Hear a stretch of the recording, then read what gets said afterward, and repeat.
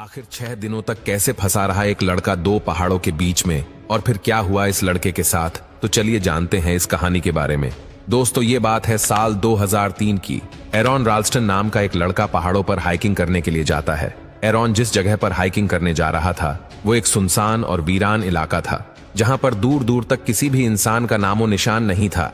Aaron उस वीरान इलाके में छोटी छोटी पहाड़ियों को पार करते हुए पैदल चलता जा रहा था।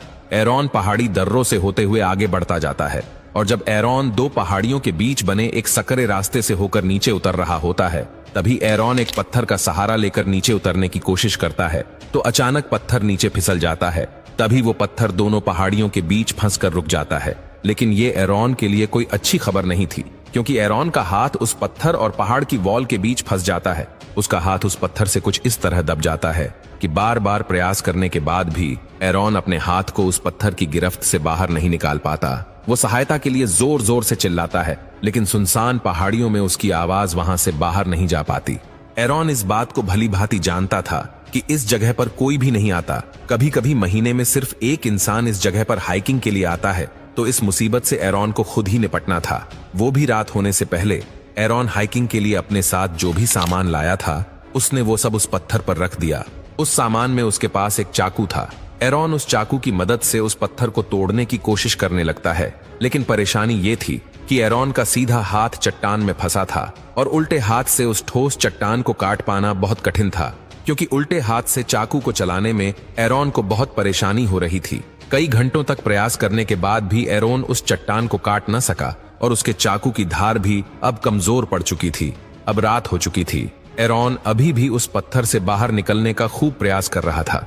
कोशिश करते करते अगले दिन की सुबह होती है। अब एरॉन ने अपना कैमरा चालू किया और उसमें अपनी रिकॉर्डिंग करना शुरू कर दी, जिसमें उसने बताया कि इस दर्रे में फंसे हुए मुझे 25 घंटे गुजर चुके हैं। उसने कहा कि उसके पास खाना बहुत कम है और एक छोटी सी बोतल पानी है। कुछ घंटों के बाद रात हो जाती है। एरॉन का खाना और पानी भी खत्म हो चुका था। अगले दिन की सुबह होती है और एरॉन अपने पास मौजूद रस्सी से एक पुली बनाकर उस पत्थर को हिलाने की कोशिश करता है, लेकिन वो पत्थर इतना भारी था कि एरॉन उसे हिला भी नहीं सका। एरॉन की निराशा बढ़ती जा रही थी। उसके पास ना कुछ खाने के लिए था और ना ही पीने के लिए पानी था। इस वजह से एरॉन को जब भी पेशाब आता तो वो उसे अपनी खाली बोतल में भर लेता और अपना पेशाब पीकर ही अपनी प्यास बुझाता।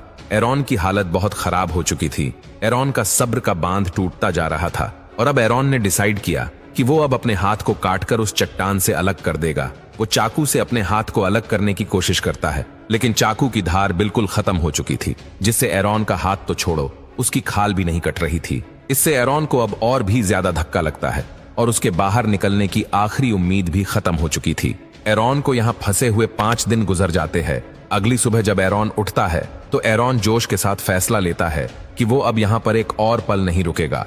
एरॉन ने अपने बेधार चाकू को उठाया और उस पर धार लगाना शुरू कर देता है, और एक और बार एरॉन उस चाकू से अपने हाथ को अलग करने में जुट जाता है, और करीब 1 घंटे तक लगातार काटने के बाद वह अपने हाथ को अलग करने में सफल होता है। अब एरॉन का हाथ उस पत्थर से अलग हो चुका था।